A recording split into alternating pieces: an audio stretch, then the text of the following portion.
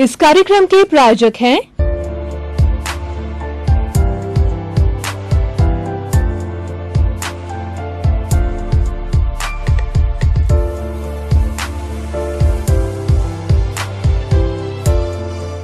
दर्शकों, channel 24 news plus के पुनरुत्थान मनमोहक कार्यक्रम में आप सभी का हार्दिक स्वागत है, अभिनंदन है, सत्कार है। आज हम इस ब्रेन स्टॉर्मिंग सेशन जो जन कल्याण और जो जन जागरण का ये जो कार्यक्रम है उसके अंतर्गत पर्यावरण संरक्षण विषय पर हम मंथन करेंगे। पर्यावरण संरक्षण एक ऐसा विषय है, समसामयिक विषय है, जिसका आज पूरे विश्व के अंदर धूम मची हुई है। सभी वैज्ञानिक लोग चिंतित है, सारे देश चिंतित है, पर्यावरणविद चिंतित है कि किस तरीके से इस सृष्टि का सस्टेनेबल रहेगा, सृष्टि जो है सुरक्षित रहेगी, सबके लिए चिंता का विषय बन गया है। इसीलिए ये पर्यावरण संरक्षण एक ऐसा विषय है, बर्निंग इश्यू है, जिसके बारे में आज हम गहराई से चिंतन करेंगे। भाइयों और बहनों, इसमें दो शब्द आते हैं, पर्यावरण और संरक्षण। सबसे पहले हम ये कोशिश करेंगे कि पर्यावरण क्या है, इसको परिभाषित करने की कोशिश करेंगे। पर्यावरण का अर्थ होता है कि हमारे इर्द गिर्द जो वातावरण है, जो एनवायरनमेंट है, उसको पर्यावरण कहा जाता है। सृष्टि भी कहते हैं, कॉस्मोस भी कहते हैं, और ये पूरा ब्रह्मांड है वो पर्यावरण कहलाता है। पर्यावरण एक ऐसा समूह है जिसके अंदर जीव जंतु, पेड़ पौधे, छोटे मोटे कीड़े मकोड़े और सभी इसके अंदर जो जीवन, जिनके अंदर जीवन है, वो लोग यहाँ पर अपना जीवन यापित करते हैं। यानी पर्यावरण एक ऐसा विशद विषय है जो मात्र किसी एक व्यक्ति का नहीं, एक जीव का नहीं, एक प्राणी का नहीं, बल्कि समस्त पृथ्वी, समस्त सृष्टि से जुड़ा हुआ है। इसीलिए ये विषय हरेक के लिए लाभप्रद है। मूल रूप से अगर दार्शनिक इसकी व्याख्या की जाए तो दार्शनिक लोग कहते हैं कि ये सारी सृष्टि, ये सारा पर्यावरण है, पंचभूतात्मक है। पृथ्वी, जल, अग्नि, वायु और आकाश, इस पांच भूतों से ये पर्यावरण बना हुआ है। और इस पांच भूतों के अंदर, इस पर्यावरण के अंदर जितने भी जीव निवास करते हैं, जितने भी लोग निवास करते हैं, जितने भी प्राणी निवास करते हैं, उन सब का जो उत्पत्ति है, उनके शरीर की जो उत्पत्ति है, वह इस पर्यावरण से, सृष्टि के पंचभूतों से होती है। और जीवन भर तक वह प्राणी जब इस सृष्टि में जीवित रहता है, तब उसका भरण पोषण भी ये पांच मुख्य तत्व ही किया करते हैं। और जब उस प्राणी का जीवन या शरीर समाप्त होता है, तो समाप्त होते ही उस शरीर में से, पंचभूतों में से, पृथ्वी में से, जल में, अग्नि में, वायु में और आकाश के अंदर जाकर के विलीन हो जाता है। पर्यावरण जो है ये एक साइकिल है, ये कंटिन्यूस साइकिल है, चलती रहती है। इसके अंदर प्राणी जन्म लेता है, उसकी मृत्यु होती है, लेकिन जो पर्यावरण है और जितना वातावरण है वह इटर्नल है, वह शाश्वत है, हमेशा था, आज है और आगे भी रहेगा। इस पर्यावरण के अंदर खास तौर से मुख्य जो जितने भी जीव है, हर एक का योगदान है। कुछ का जो योगदान के बारे में बताना चाहूँगा कि जितने भी पेड़ पौधे हैं, वे पेड़ पौधे जो कार्बन डाइऑक्साइड का शोषण करते हैं और जो ऑक्सीजन है वो बाहर निकालते हैं। ये ऑक्सीजन जो है जीव जंतुओं के लिए, मनुष्यों के लिए, पशुओं के लिए, जानवरों के लिए, सबके लिए प्राण वायु होती है। अगर ये प्राण वायु न मिले तो इस जगत का कोई भी प्राणी जीवित नहीं रह सकता है। तो हम इस तरीके से कह सकते हैं कि इस पर्यावरण के अंदर पेड़ पौधों का बहुत बड़ा योगदान है। दूसरी बात, जितने भी छोटे छोटे पौधे हैं, जड़ी बूटियां हैं, वो जो है उनकी औषधियां बनती है और समस्त प्राणियों के लिए, मनुष्य सहित है, समस्त प्राणियों के लिए औषधियां हैं, इस पर्यावरण से प्राप्त होती है। और हमारी जब प्रकृति ने हमारी रचना की है तो प्रकृति माँ ये कहती है कि मैंने जिन जीवों को यहाँ पर जन्म दिया है और जिनों का मैं रक्षण कर रही हूँ, उसके अंदर मेरे पास में पर्याप्त व्यवस्था है। वो जीव कभी भी जो है वो अस्वस्थ नहीं हो सकता, बीमार नहीं पड़ सकता और आराम से भरण पोषण कर सकता है। एक मनुष्य की जो आवश्यकता होती है, रोटी, कपड़ा, मकान, शिक्षा और चिकित्सा, ये सारी चीजें हमको पर्यावरण से मिलती है। पर्यावरण से बाहर कुछ भी चीज नहीं है, इस पर्यावरण के अंदर सब चीज समाई होती है। अब मैं जल की बात करूं तो जल ही जीवन है, जहां जल है वहीं जीवन है। और ऐसा कहा जाता है जल में जगदीश यानी भगवान का निवास है, विष्णु भगवान का निवास जल के अंदर बताया जाता है। तो जल हर प्राणी के लिए आवश्यक है। और हम अपने शरीर की बात करें तो मनुष्य के शरीर के अंदर 60% जल की मात्रा होती है और इस पूरी पृथ्वी के अंदर 75% जल है और सिर्फ 25% ही पृथ्वी है। 75% जल की मात्रा है। जल जो है इस पर्यावरण का जो है एक तत्व है। पृथ्वी की बात करें तो पृथ्वी जमीन को कहा जाता है। जमीन के ऊपर हम निवास करते हैं, जमीन पे खेती बाड़ी होती है, जमीन पे हमारी जितनी सुविधाएं हैं, ट्रेन है वगैरह है, जमीन के ऊपर चलती है। जमीन के ऊपर हम मकान बनाते हैं, जमीन में निवास करते हैं, जमीन पर निवास करते हैं। और हमारी जितनी भी अशुद्धि है शरीर की, वह भी जमीन पर छोड़ी जाती है। वायु के लिए बात करें तो वायु एक ऐसा तत्व है जो कि हमारा प्राणवायु, जो कि हमें पेड़ पौधों से प्राप्त होती है, वह भी इस पर्यावरण से मिलती है। आकाश की बात करें बंधुओं, आकाश नहीं होगा तो हम कहाँ निवास करेंगे। इस पृथ्वी पर आकाश होने से हम अपने अस्तित्व को एक स्थान पर बैठे हैं, वरना क्या होगा कि एक व्यक्ति दूसरे व्यक्ति पे गिरेगा, दूसरा तीसरे पे गिरेगा। अवगाहना कौन देगा, हमें स्थान कौन देगा, हमें रहने के लिए प्लेस कौन देगा। तो बंधुओं, ये इस पर्यावरण का कंट्रीब्यूशन है। अब जो है बात आती है कि इस पर्यावरण का सबसे सर्वोत्तम और उत्कृष्ट और सबसे ज्ञानी, सबसे अधिक संरक्षक है वह मनुष्य है। क्यों कि हमारी सृष्टि के अंदर मनुष्य को ईश्वर ने ऐसा बनाया है कि वह सर्वगुण संपन्न है। उसकी आत्मा बहुत विकासशील नहीं, विकसित है। जितने भी प्राणी हैं जो जीवित हैं, जिनके अंदर आत्मा है, सब में ज्ञान है, लेकिन सबसे बड़ा जो ज्ञान है वो मनुष्य के पास में है। और उसके पास के अंदर पूर्ण विकसित दिमाग है।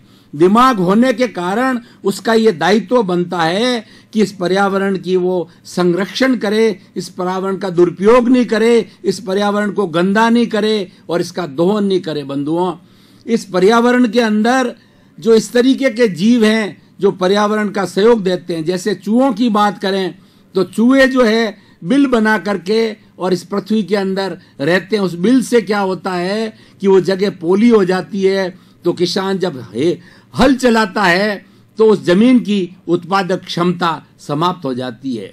और इस पर्यावरण के अंदर ऐसे ऐसे जीव हैं जो कि पेड़ पौधों की रक्षा करते हैं। तो कुल मिलाकर ये कहा जा सकता है कि पर्यावरण एक ऐसा समूह है, हमारा एक ऐसा घर है जो कि हमें स्वर्ग की तरह जो है स्थान देता है, जिंदा रखता है और हम एंजॉय करते हैं इसके अंदर रह करके। अब प्रश्न आता है दूसरा, पर्यावरण संरक्षण, यानी इस पर्यावरण का जो हम किस तरीके से जो है उसका संरक्षण करें, देखभाल करें। दर्शकगण, अभी ब्रेक का समय हुआ है। थोड़े समय के लिए हम ब्रेक देकर के पुनः चिंतन के लिए उपस्थित होंगे। आप सभी का स्वागत।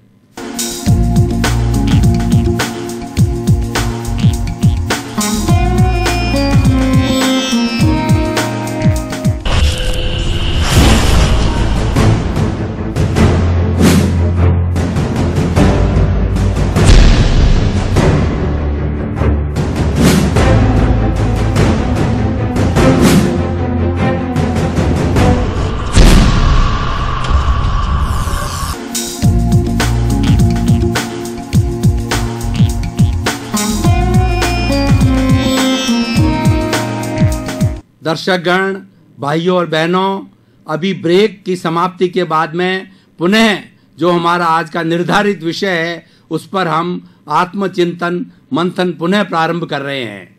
देखिए, कोई भी जो जीव जंतु होता है या पशु पक्षी होता है अपना नीड़ बनाता है।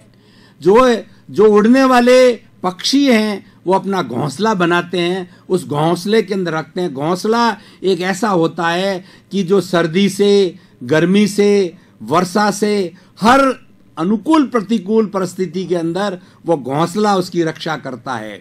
उसी तरीके से हम भी अपने परिवार के अंदर अपना घर बना के रहते हैं, जिसमें पति पत्नी होते हैं, संतान होती है, माँ बाप होते हैं और हमारा पूरा कुटुंब कबीला होता है।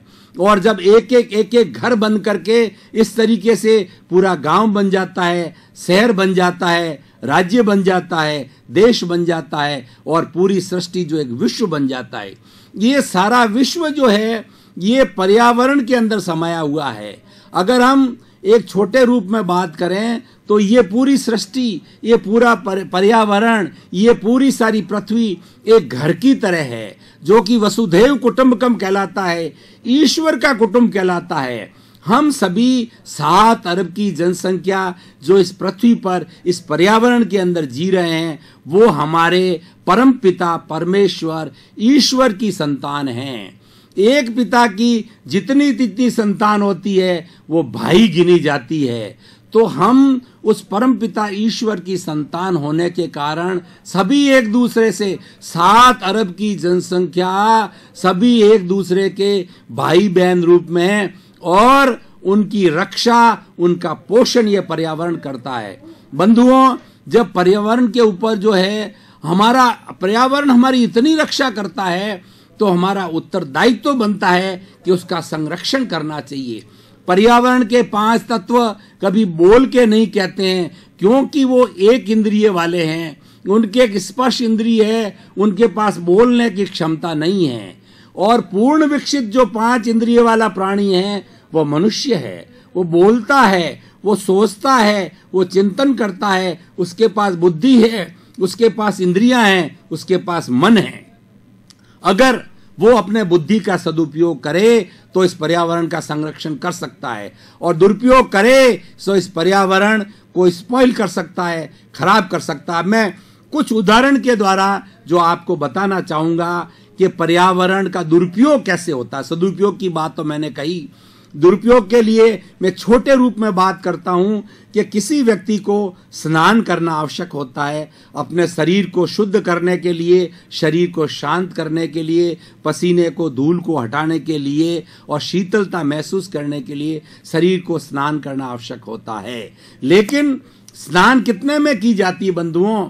हम ऐसे जैन दर्शन को मैं कोट करता हूं जिसके अंदर जो साधु समुदाय है पूरे जीवन भर स्नान नहीं करता है, और उनके पालन करने वाले जो अनुयायी हैं वो बहुत ही कम पानी के अंदर स्नान करते हैं। वो 1-2 लोटा और मात्र 4-5 लीटर के अंदर स्नान करते हैं। मैं भी आपको बताना चाह रहा हूं कि 15 वर्ष के अंदर मैं मेरे शरीर का स्नान करने के लिए मात्र जो है 5 लीटर से अधिक जो है पानी का उपयोग नहीं करता। ये मेरा नियम है, ये धार्मिक दृष्टि से हो, लेकिन दूसरी दृष्टि से ये पर्यावरण संरक्षण का जो भी एक बहुत बड़ा फार्मूला हो गया। जो नियमों का पालन करता है वो पर्यावरण का संरक्षक है। हमारी जो सृष्टि, जो माँ है, पृथ्वी माँ है, ये कहती है कि जो मेरी मर्यादा का पालन करता है, मेरे कहने में रहता है, मेरी आज्ञा का पालन करता है, वह सब पर्यावरण का संरक्षण करता है। क्योंकि इस पर्यावरण को जन्म लेने वाली माँ है, वो हमारी सृष्टि है, हमारी पृथ्वी माँ है, उसके नियमों का पालन करना चाहिए। दुरुपयोग की बात करें तो अब पानी मेरे को 1 बाल्टी चाहिए स्नान करने के लिए, लेकिन नल को खुला छोड़ दिया और वो 10 बाल्टी पानी गिरा रहे हैं। तो बंधुओं, ये बुद्धि का दुरुपयोग है, ये पर्यावरण का दोहन है और ये पर्यावरण के प्रति अन्याय है। आज वैज्ञानिक लोग ये कह रहे हैं कि अगला जो युद्ध लड़ा जाएगा वो पानी के लिए लड़ा जाएगा, अणु बम, एटम बम से नहीं लड़ा जाएगा। क्योंकि जिस रफ्तार से हमारी इस धरती के अंदर पानी है, उस पानी का हम दोहन कर रहे हैं, कितना कितना गुना दोहन कर रहे हैं, उसका जो स्टॉक है उसको समाप्त कर रहे हैं। तो भाइयों और बहनों, दर्शक गण, आप बताइए कि आखिर कहां से आएगा? ऐसा बताया जाता है शास्त्रों के अंदर कि समय आता है कि समुद्र का पानी भी सूख जाता है। तो आखिर अगर हमारे भीतर इनपुट नहीं होगा और आउटपुट ज्यादा होगा तो क्या होगा? वो कुआं ड्राई हो जाएगा, वो तालाब ड्राई हो जाएगा, वो समुद्र ड्राई हो जाएगा। तो हम अपनी पीढ़ी का निर्वाह करना चाहते हैं और हमारी भावी पीढ़ी, क्योंकि जैसा मैंने बताया कि पर्यावरण एक साइकिल है, ये चलती रहती है, हम रहें ना रहें, पर्यावरण शाश्वत है, ये पर्यावरण चलता रहेगा। अगर हम भावी पीढ़ी के प्रति चिंतित है, रक्षा करना चाहते हैं भावी पीढ़ी, तो मूल हमारे 5 तत्व हैं, उनका हम अतिरिक्त दोहन नहीं करें, उनका संरक्षण करें। हम पानी की जितनी हमारी आवश्यकता हो उतना ही रखें। यह ना सोचें कि स्वार्थवर्ती नहीं रहनी चाहिए, मैंने पिया, मेरे बैल ने पिया, कुआं ढहे तो ढहे, ये स्वार्थवर्ती है। ऐसा नहीं है, मैं भी हूं, मेरा परिवार भी है, मेरा पड़ोसी भी है, मेरा राज्य भी है, मेरा देश भी है। हमें परार्थ की भावना से चलना चाहिए, और जिसके अंदर परार्थ की भावना होती है वह सृष्टि का परम संरक्षक है। और हम दुरुपयोग की बात करें तो देखिए, अपने लोभ लालच के लिए आज जो लोगों ने मकराना पत्थर निकालने के लिए, ग्रेनाइट निकालने के लिए और सभी तरह के पत्थर निकालने के लिए आज कितनी गहराई, हजार फुट, हजार मीटर तक इस पृथ्वी का दोहन किया है। बंधुओं, ये हमारी स्वार्थ वृत्ति है। प्रकृति ये कहती है कि तुम्हें जितनी आवश्यकता हो उतना मेरे से लो, मेरे पास सफिशिएंट भंडार है। लेकिन व्यक्ति बहुत लोभी है। व्यक्ति के लिए कहा जाता है कि इस पूरी पृथ्वी का, इस पूरी सृष्टि का धन दौलत संपत्ति उसको दे दी जाए, फिर भी उसको धाप नहीं आती है, फिर भी वो संतुष्ट नहीं होता है। जबकि पृथ्वी माँ के पास में सृष्टि में जीने वाले 7 अरब मनुष्य और असंख्य प्राणियों जिसकी संख्या ही नहीं है, असंख्य पेड़ पौधे, जीव जंतु, कीड़े मकोड़े जिनकी कोई संख्या नहीं है, उन सब का भरण पोषण करने का स्टॉक है। लेकिन मनुष्य इतना लोभी है कि सब कुछ मिलने के बाद भी वो तृप्ति नहीं होती है। इसको लालसा कहा जाता है, इसको लोभ कहा जाता है। और जो व्यक्ति लोभी होता है वो पर्यावरण का दुश्मन होता है। बंधुओं, हमें ऐसे लोभी लोगों को रोकना है। सरकार ने भी इस पर्यावरण संरक्षण के लिए जब पोजीशन बहुत क्रिटिकल हो गई है, आज हम देखिए कि थोड़े समय पहले भाई और बहनों, दर्शकगण, आपने सुना होगा कि दिल्ली के अंदर ऐसी स्थिति बन गई है कि प्राणवायु ऑक्सीजन ही नहीं है, सारा कार्बन डाई हो रही है। तो सरकार ने जो है लोगों की सुरक्षा के लिए जो गाड़ियों से कार्बन डाइऑक्साइड निकलता है उसको 1-2 दिन में 1 दिन चलाना, इस तरह की व्यवस्था। आज दिल्ली में स्थिति ये है कि हम सांस में हमारी घुटन होती है। बंधुओं, बड़े बड़े शहरों के अंदर घुटन हो रही है, तो हम कैसे जिएंगे? ये नहीं सोच पा रहे हैं कि हम अपनी जेबें भर रहे हैं, अपना घर भर रहे हैं, परंतु हमारे पास प्राणवायु ही नहीं होगी तो हम जिएंगे कैसे? वो धन और वो दौलत कौन उपयोग करेगा? बंधुओं, पर्यावरण का संरक्षण करो, वही हमारी संपत्ति है, वही हमारा धन है। हमारा ही धन नहीं, हमारी आने वाली पीढ़ियों के लिए धन हुआ करता है। अब देखिए, सरकार इतनी चिंतित है कि आज पूरे हिंदुस्तान भर के अंदर पर्यावरण के बहुत से विभाग हैं, जैसे वन विभाग है। वन विभाग की बात करें तो सरकार अभी वन की कटाई पे रोक लगा रखी है। क्यों? कि अब धीरे धीरे वन कटते जा रहे हैं, पेड़ पौधे कटते जा रहे हैं। ऑक्सीजन की कमी इस कारण हुई है, वर्षा की कमी का इस कारण हुई है कि वर्षा, पेड़ पौधे, हरियाली रहने के कारण वर्षा होती है। जितना जितना हरियाली होगी वो वायुमंडल में से ऑक्सीजन को खोलेगी, निकालेगी और कार्बन डाइऑक्साइड का शोषण करेगी। क्योंकि पेड़ पौधों का जो भोजन है वो कार्बन डाइऑक्साइड है और जो आउटपुट देती है वो ऑक्सीजन है। भारत एक ऐसा देश है जहां पेड़ पौधों की आज से नहीं, आर्यों के समय से हजारों हजारों वर्ष हमारी ये जो 5 तत्व हमने बताए, पृथ्वी माँ की पूजा की जाती थी, जल देवता की पूजा की जाती थी, अग्नि देवता की पूजा की जाती थी, वायु देवता की पूजा की जाती थी, आकाश में तो समस्त देवता गण विराजमान हैं, वो तो सबसे बड़ा पूजनीय होता है बंधुओं। ये पूजा इसलिए की जाती थी कि हमारे जीवन की रक्षा करने वाले होते हैं। तो आज का विषय इतना एक समसामयिक विषय है कि इसके ऊपर घंटों घंटों पर बातचीत की जा सकती है। अब देखिए, वन विभाग की बात चल रही थी, तो वन विभाग के अंदर आज हम देख रहे हैं कि इतने जीव जंतुओं की जातियां थी, वे लुप्त हो गई है। आज शेर वगैरह बहुत कम दिखते हैं और जंगली जानवर भी जो है वो इस पर्यावरण के संरक्षण के सहयोगी है। माँ ने किसी ऐसी संतान को जन्म नहीं दिया, ऐसे किसी जीव को, ऐसे किसी प्राणी को, ऐसे किसी पेड़ पौधे को जन्म नहीं दिया, उत्पत्ति नहीं की जो इसका दुश्मन हो बंधुओं। सभी इसके मित्र हैं, लेकिन जो इसका दुरुपयोग करते हैं वो इसके दुश्मन कहे जाते हैं। तो हमें उस वन का संरक्षण करना है। और दूसरा, हमारी नदियां हैं। देखिए, अटल बिहारी वाजपेयी जी जब प्रधानमंत्री थे तो उन्होंने 2 योजनाएं बड़ी बड़ी रखी थी कि हमारा देश आजाद हुए 65 वर्ष से अधिक समय हो गया है, लेकिन हमें हमेशा अकाल भोगना पड़ता है, हमें बाढ़ भोगनी पड़ती है जब ज्यादा बारिश होती है।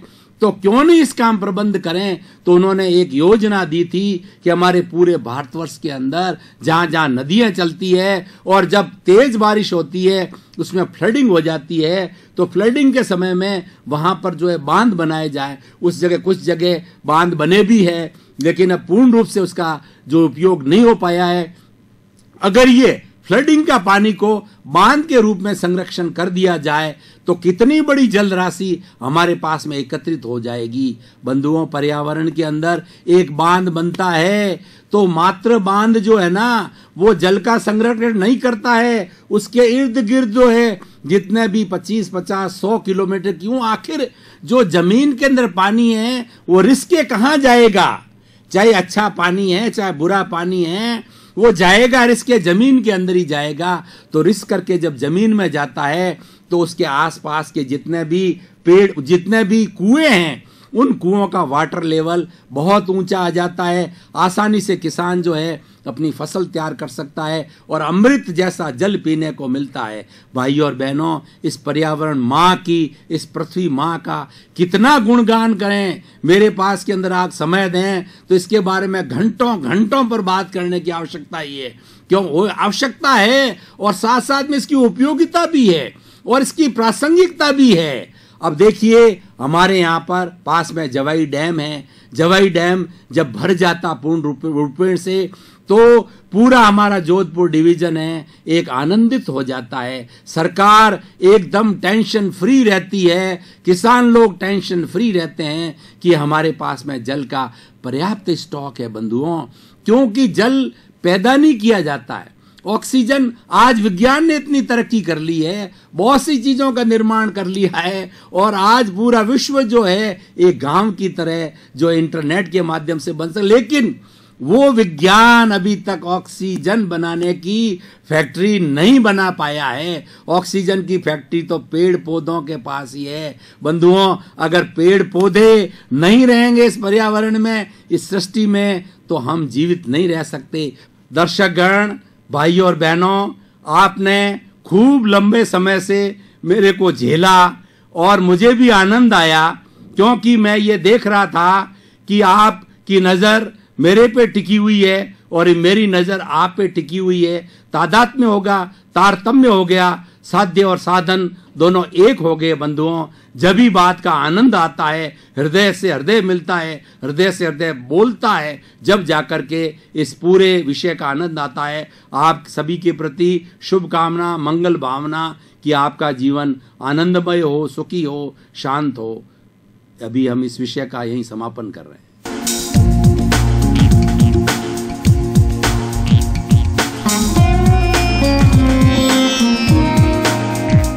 इस कार्यक्रम के प्रायोजक हैं